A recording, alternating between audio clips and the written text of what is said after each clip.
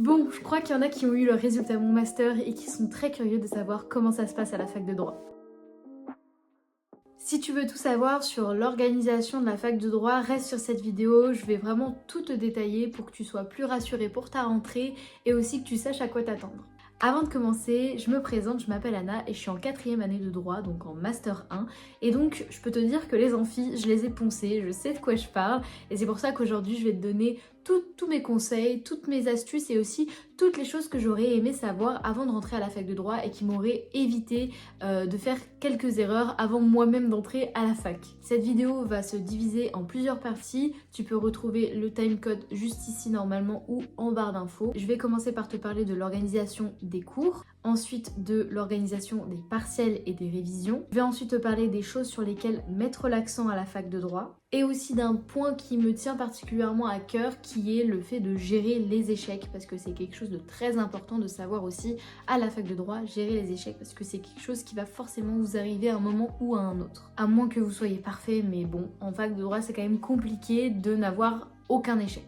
On va parler tout d'abord de l'organisation des cours parce que comme vous le savez, la fac ça change vachement du lycée, vous n'allez pas aller en cours comme d'habitude, c'est-à-dire que vous n'allez pas seulement avoir des cours en petit comité, donc en classe, vous n'allez pas avoir seulement ces cours-là, vous allez également avoir des cours magistraux qu'on appelle les CM, dans lesquels vous allez être dans des amphis de plusieurs centaines de personnes. Ce sont des profs qui viennent tout simplement vous faire une conférence et donc vous devez prendre des notes, soit papier, soit ordinateur. Ce que je vous conseille pour la prise de notes en amphithéâtre, c'est la prise de notes par ordinateur. Tout simplement parce que c'est la méthode que j'utilise, bien évidemment. Si vous êtes plus à l'aise en papier, vous pouvez tout à fait faire une prise de notes en papier, mais seulement si vous le sentez. Il faut avoir un esprit de synthèse assez fort et surtout, il faut être capable d'écrire vite parce que en L1, bon, les profs essayent de vous ménager et ne parlent pas si rapidement que ça, mais il peut y avoir des profs qui vous ménagent pas et qui parlent extrêmement vite et ou même sur ordinateur,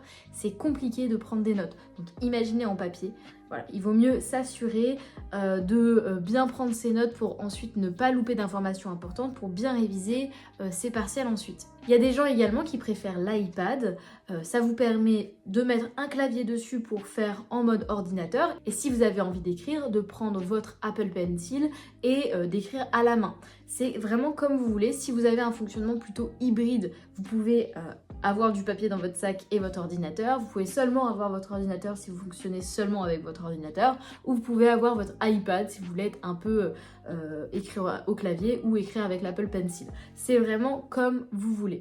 Je sais que au niveau de la fac, ce que je préfère c'est avoir tous mes cours sur ordinateur. Je trouve ça beaucoup plus simple. Je fais des dossiers, au moins je perds pas de feuilles, je perds pas de cours. C'est plus simple pour réviser, moins lourd dans le sac. Enfin, franchement pour moi c'est l'idéal, c'est un ordinateur. Une chose à savoir sur les cours magistraux, donc sur les CM, c'est qu'ils ne sont pas obligatoires. C'est-à-dire que personne ne va venir te chercher si tu n'es pas là. Personne ne va faire l'appel, personne ne va te noter absent, mais personne ne va te noter présent non plus. Si tu n'es pas là, tu ne vas pas avoir le cours, tu pourras demander à un camarade, mais rien n'est sûr que celui-ci va te passer son cours. La plupart du temps, les étudiants se soutiennent et on se passe les cours. Mais là où je voulais te mettre en garde aussi, c'est que à la fac de droit, c'est vraiment très concurrentiel dans le sens où certains élèves s'amusent à envoyer des cours magistraux à d'autres élèves, à d'autres étudiants avec des fautes dedans, notamment des fautes d'articles. Bon, ça peut arriver des fautes de frappe, mais là on parle de fautes intentionnelles pour essayer de faire réviser quelque chose qui n'est pas bon à l'étudiant auquel il l'envoie. Donc des mauvaises notions, etc., des mauvaises définitions. Et encore une fois, si des gens envoient intentionnellement leurs cours dans certains groupes de promo, fais attention. C'est des choses qui peuvent arriver, il ne faut pas non plus se méfier de tout, mais c'est des choses qui peuvent arriver. Le mieux, ça reste d'être présent, surtout que les cours magistraux sont assez négligés de temps en temps, mais c'est pourtant un outil qui est absolument formidable pour apprendre ses cours. Ça permet déjà d'entendre le cours à l'oral et on néglige souvent la capacité du cerveau à retenir ce qu'il entend, mais en réalité c'est assez utile. Donc entendre le prof, mais également pouvoir lui poser des questions, ça peut être vraiment enrichissant, entendre les questions des autres étudiants, donc c'est assez utile les cours magistraux, il ne faut pas du tout les négliger. Ensuite, au niveau de l'organisation des TD. Je sais que moi quand je suis arrivée à la fac, je me disais mais c'est quoi les TD? Bah en fait c'est comme quand vous êtes en classe au lycée. C'est-à-dire que là, vous n'allez pas être en cours magistral avec une centaine d'étudiants autour de vous. Vous allez être en petit comité, en petite classe. Généralement, c'est 20. Ça peut aller jusqu'à 40, mais on a rarement été 40 en droit, pour moi en tout cas dans ma fac. Donc vous allez être autour de 20, 30 dans une salle de classe avec un chargé de TD. Et donc vous allez reprendre dans ces séances de TD des principes essentiels qui ont été vus pendant le cours magistral. Il faut savoir qu'en licence de droit, vous n'avez pas tous les cours qui ont des TD, parce que vous avez des mineurs et des majeurs. Alors moi qui ai été en double licence droit-histoire, je n'ai pas eu de mineurs, je n'ai eu que des majeurs, donc que des cours avec TD. Mais sachez que si vous êtes en licence simple de droit, vous allez avoir des cours mineurs, c'est-à-dire que des cours magistraux.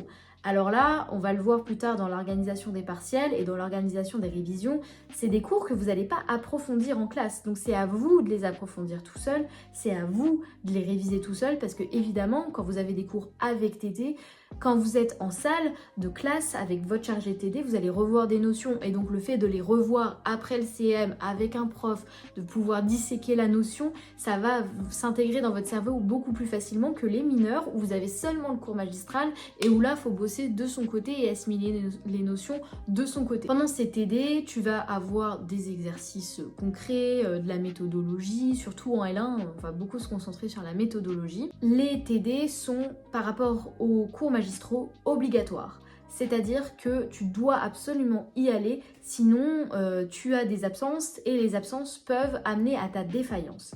À l'université, on parle de défaillance, c'est un mot qui fait assez peur. Moi franchement, la première fois que je l'ai entendu, j'ai fait mais attends, mais comment ça défaillance? Enfin, je suis pas défaillante, ça va pas ou quoi? Ça dépend des facs au niveau des absences, il y a des facs qui acceptent les absences injustifiées, d'autres pas du tout, d'autres qui mettent un quota.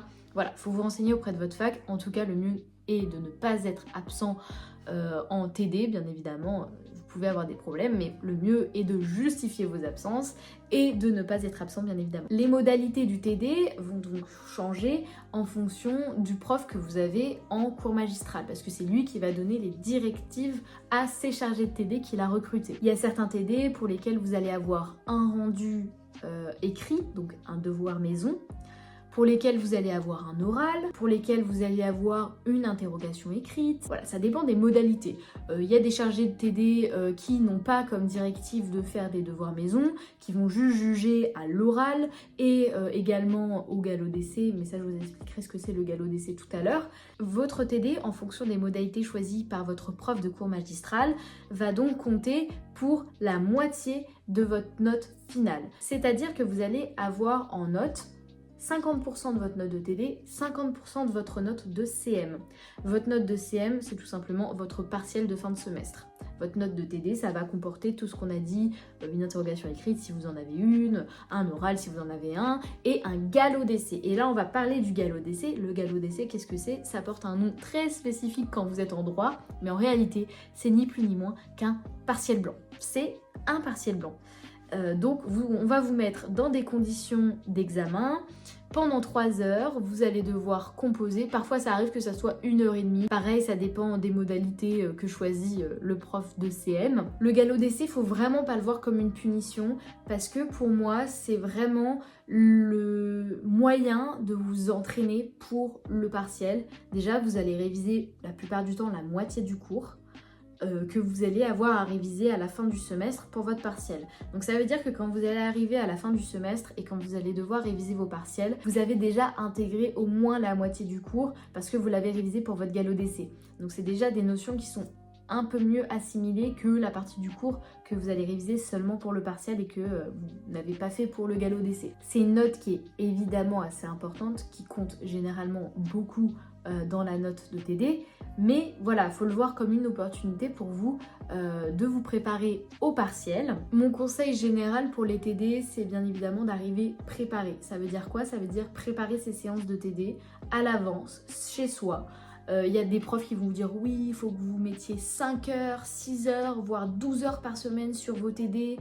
Vous n'avez pas besoin de mettre autant, il faut évidemment s'investir, mais n'allez pas croire les profs qui vous disent qu'il faut mettre 12 heures sur une séance de TD. Ça m'étonnerait que vous mettiez 12 heures sur une séance de TD, à moins que ça soit un rendu bien évidemment, alors que voilà, on a plein d'autres matières à réviser, c'est pas la seule matière qu'on a, donc forcément 12 heures c'est beaucoup trop, mais évidemment il faut consacrer du temps à la préparation de ces TD à la maison. Ça veut dire quoi? Ça veut dire prendre la séance de TD, parce qu'au début de l'année on va vous délivrer une plaquette de TD avec les séances et les exercices à préparer chaque semaine. Vous les préparez avant le cours, vous arrivez au cours préparé, et comme ça vous pouvez participer, ça vous fait une note de participation, vous êtes actif et en plus vous retenez vachement mieux les notions. Donc voilà, là je vous ai parlé de l'organisation des cours, maintenant on va parler de l'organisation des partiels. Les partiels, ça peut être un moment assez stressant. Je sais que quand je suis arrivée en L1, vraiment j'étais très stressée par les partiels, parce que c'est vraiment ça qui détermine ton année. Si tu rates tes partiels, à moins que tu aies une super bonne moyenne de TD, c'est difficile de se rattraper. C'est pour ça qu'il faut être un minimum préparé pour ces partiels, et je dis bien un minimum, et mon minimum il est là. C'est-à-dire que faut vraiment être préparé, et le mieux c'est d'être préparé au moins un mois à l'avance et de réviser au moins un mois à l'avance. Et c'est un minimum, si tu peux réviser avant, fais-le avant. Moi j'ai jamais réussi à réviser trop avant. Un mois ça a toujours été suffisant, mais si tu te sens de réviser beaucoup plus tôt, fais-le. Et si tu te sens même de réviser tout au long de l'année, c'est encore mieux de faire des fiches tout au long de l'année, de revoir des notions tout au long de l'année.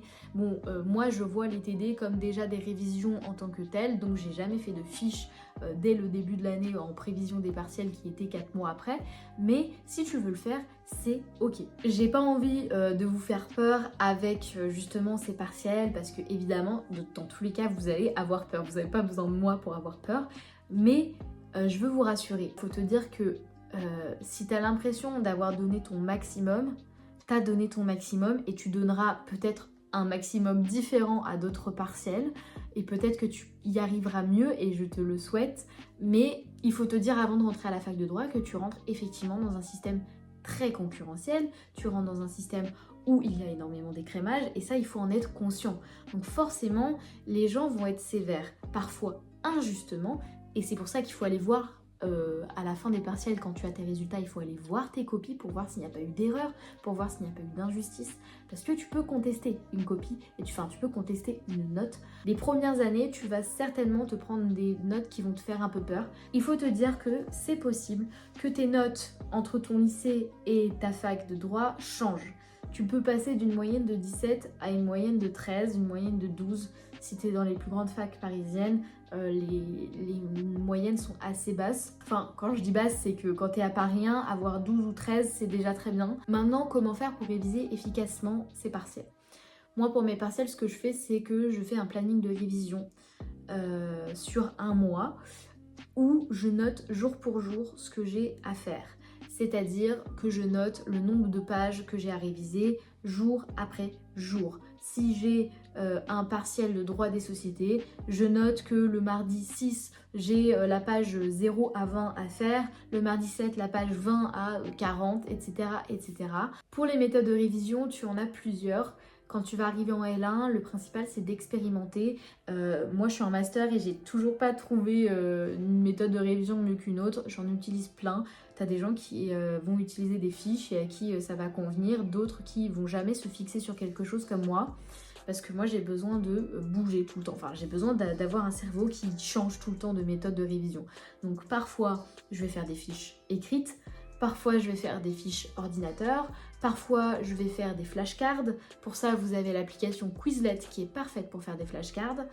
Parfois je vais faire des schémas. Je vais utiliser une ardoise pour m'auto-évaluer, je vais m'écrire des quiz, parfois j'utilise ChatGPT pour me faire des quiz, parfois je vais également faire semblant que j'ai une classe et réciter mon cours à l'oral. Voilà, c'est autant de méthodes de révision que vous pouvez mettre en œuvre, tester, voyez ce qui vous convient, et choisissez la méthode de révision qui vous convient le mieux. Vous pouvez également ne pas choisir et faire comme moi, tester différentes choses. Moi, ce que j'essaye de faire, c'est de m'adapter au cours. Par exemple, j'ai eu un cours de droit pénal qui fonctionnait par leçon. Et donc, j'ai pris un cahier dans lequel j'ai fait des fiches de révision de leçons, et à la fin, je faisais un quiz. Pour ça, je vous ai mis une vidéo sur TikTok si vous voulez aller voir. Voilà, je me faisais un petit quiz à la fin et une fois que j'avais fini de faire toutes mes fiches de révision, je reprenais tout mon cours écrit que j'avais fait sur mes fiches dans mon cahier et je m'interrogeais sur mon ardoise avec le quiz que j'avais fait.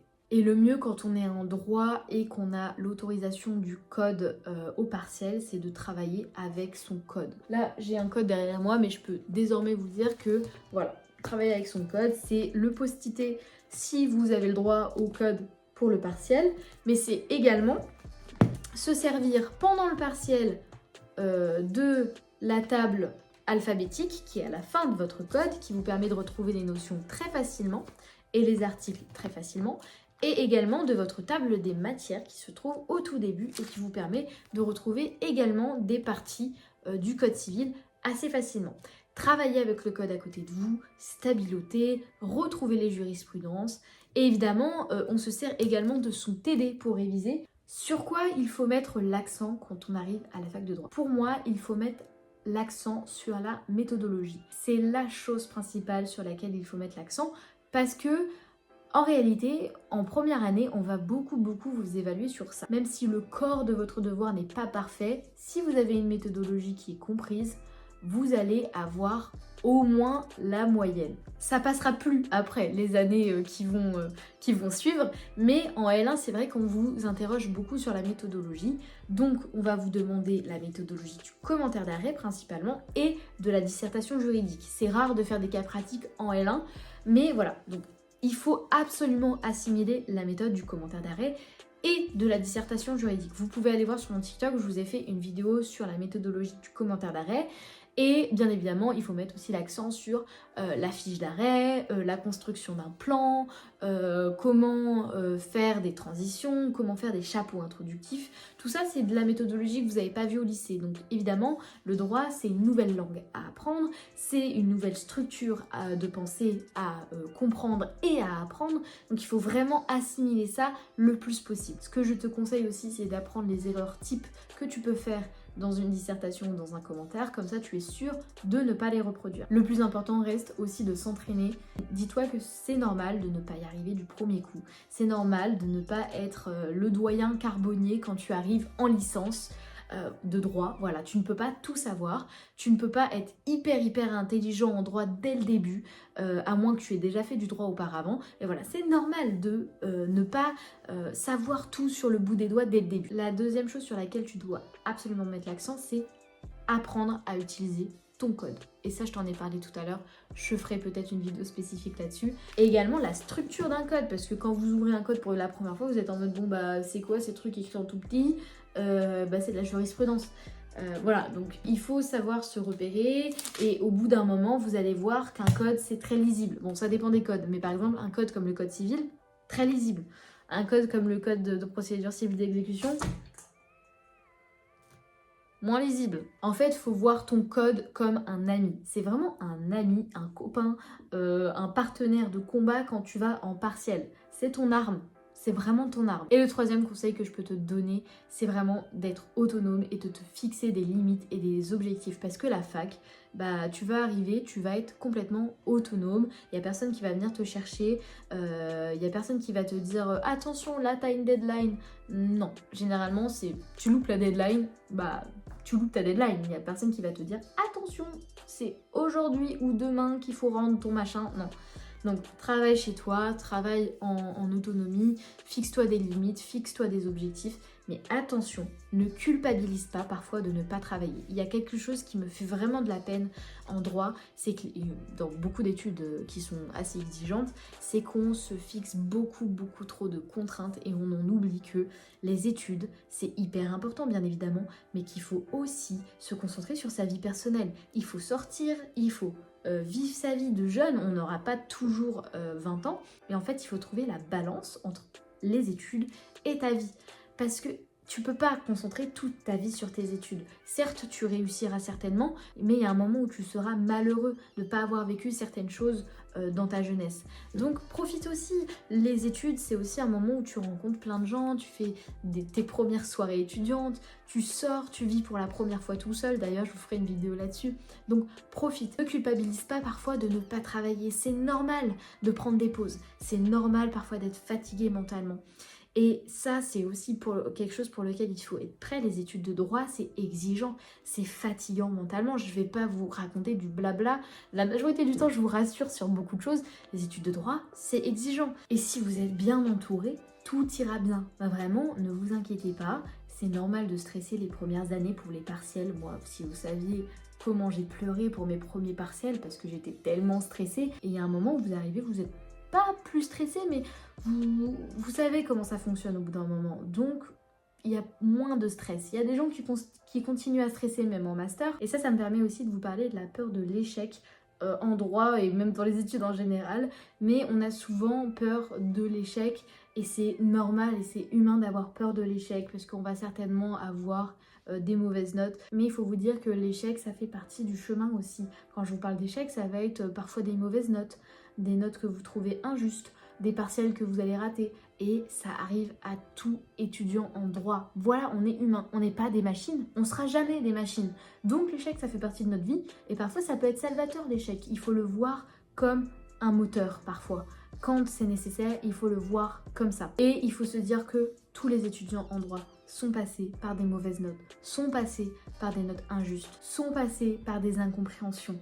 Donc vous n'êtes pas seul si ça vous arrive et c'est normal. Enfin voilà, j'espère que j'ai réussi à vous expliquer un peu comment fonctionnait la fac de droit. J'espère que je vous ai pas trop inquiété. J'ai essayé de vous rassurer au maximum sur la fac de droit sans non plus masquer la réalité des choses parce que voilà, il y a des réalités qui sont bonnes à dire. Si vous avez des questions sur la fac de droit, n'hésitez pas à les poser en commentaire. Ce que je veux dire en dernier, c'est que les études de droit, ce sont des très belles études qui vous font réfléchir sur des choses très importantes, qui sont vraiment utiles pour la société et qui vous amènent à des très très beaux métiers. Il n'y a pas seulement avocats et magistrats qui sont disponibles comme métier quand vous faites des études de droit.